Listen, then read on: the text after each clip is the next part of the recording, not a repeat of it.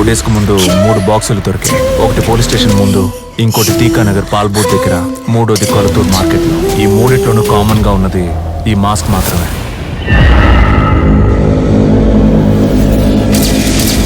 గుర్తుపట్టగలిగారు sir? Sir, ఇది అయ్యేటట్టు నాకు అనిపించట్లేదు. శివాని వెంటనే రమ్మని చెప్పండి. ఎవరు సార్ అతను? ఈయన పేరే శివ.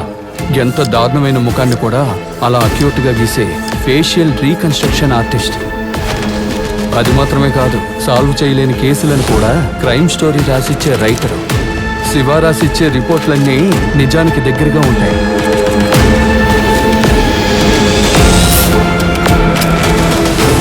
డాగ్ ద్వారా కూడా లీడ్ దొరకకూడదని బాడీ మొత్తం పర్ఫ్యూమ్ చల్లేస్తున్నారు.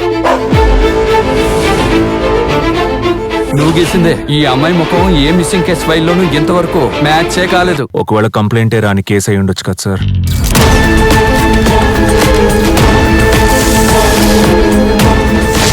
8 బాడీలు నీళ్లలోనే దొరికాయి. ఏ బాడీలోనూ ఇన్నర్ ఆర్గాన్స్ లేవు, కానీ పాతి పెట్టేటప్పుడు ఆర్గాన్స్ తోనే పాతి పెట్టారు. డెడ్ బాడీస్ ఆర్గన్స్ తో ఏం చేస్తారు?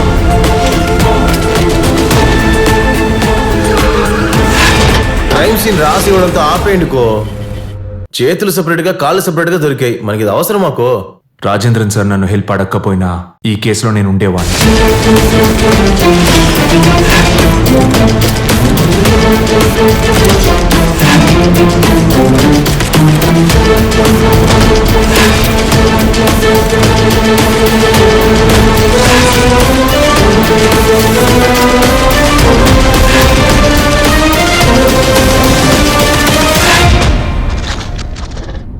ఒకవేళ ఈ హత్య నేను చేసుంటే తప్పకుండా స్టేషన్ ముందైతే పెట్టేవాడిని కాదు.